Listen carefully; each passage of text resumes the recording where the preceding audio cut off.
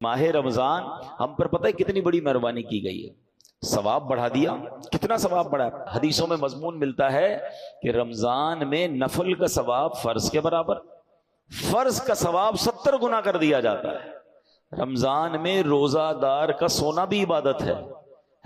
رمضان میں روزہ دار کے منہ سے افطار سے پہلے جو بو آتی ہے وہ اللہ کے نزدیک مشک کی خوشبو سے زیادہ بہتر ہے۔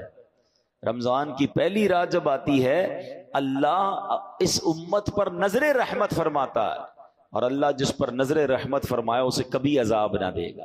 رمضان میں روزانہ افطار کے وقت 10 لاکھ گناہگار جہنم سے آزاد کر دیے جاتے ہیں۔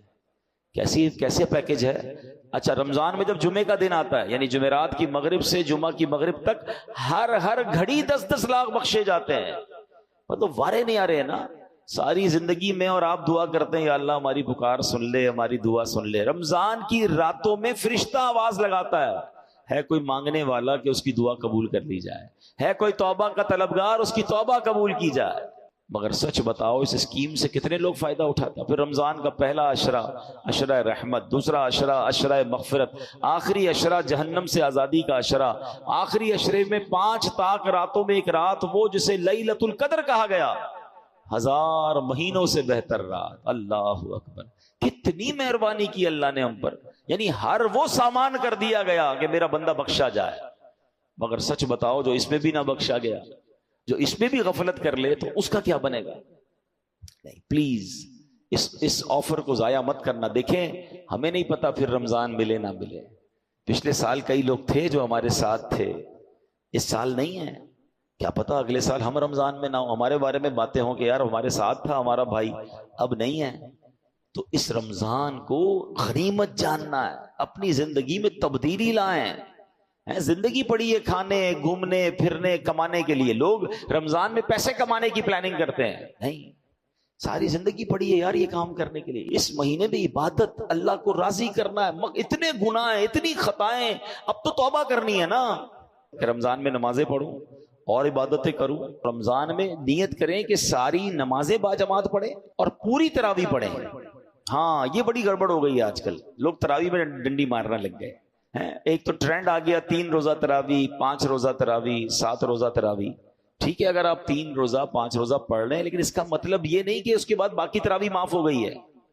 تراویح چاند رات تک، عید کی چاند نظر آنے سے پہلے پڑھنی ہے۔ جس دن چاند نظر آ گیا اس دن نہیں پڑھنی، باقی پڑھنی ہے، اور 20 رکعت پوری پڑھنی ہے کہ یہ سنت مؤکدہ ہے۔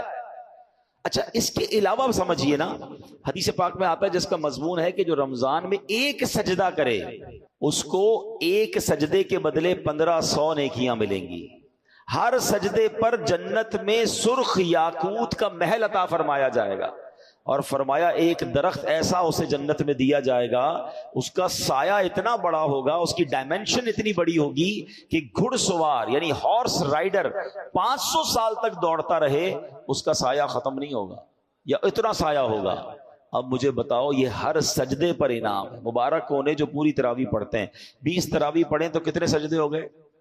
40 سجدے ہو گئے۔ 40 سجدے پر 1500 نیکیاں ملیں تو 60,000 نیکیاں، 40 جنت کے گھر، 40 جنت کے درخت ملتے ہیں اس کو جو پوری تراویح پڑھتا ہے۔ اب کچھ لوگوں نے 8 پڑھ کے چلے جانا ہے تو خود سوچیں کتنا بڑا لاس کر رہے ہو اپنا۔ جو پڑھتے ہی نہیں وہ خود سوچیں میں کتنا، بلکہ میں تو کہتا ہوں صرف تراویح کیوں، تہجد پڑھنا رمضان میں آسان ہو جاتا ہے۔ بندہ جو ہے وہ سحری میں تو اٹھتا ہی ہے، تو 2 رکعت تہجد پڑھ لے، 4 رکعت پڑھ لے، 12 رکعت تک پڑھی جا سکتی ہے۔ اللہ بس توفیق دے، ذہن مل جائے۔ اور سحری کے وقت دعا کرنا یہ خاص دعا کی قبولیت کا وقت ہے۔ اللہ کریم قرآن مجید میں کیا ارشاد فرماتا ہے؟ وَبِالْأَسْحَارِ هُمْ يَسْتَغْفِرُونَ، اور رات کے آخری پہروں میں بخشش مانگتے ہیں۔ یہ نیک لوگوں کا وصف قرآن میں بیان کیا۔ سحری میں اٹھیں، ایک تسبیح استغفار کی بھی پڑھ لیں، استغفر اللہ استغفر اللہ استغفر، دعا کریں، اور پھر سحری کر لیں۔ 10 منٹ پہلے اٹھ جائیں نا، یعنی ایک سجدے پر اگر مجھے ایک جنت کا گھر مل رہا ہے، جنت کا درخت مل رہا ہے، 1500 نیکیاں مل رہی ہیں، تو کیوں سستی کرنی ہے؟ ساری رات گھومنا پھرنا، کرکٹ کھیلنا، پتہ نہیں کھانا پینا، اسی میں قوم لگی ہوئی ہے۔ نہ کریں ایسا۔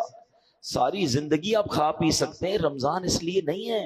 پلیز اچھے کام بھی کروں، گناہوں سے بھی بچوں، تو انشاءاللہ میرا رب، اللہ کی رحمت سے امید ہے مجھے فلاح پانے والوں میں شامل فرما لے۔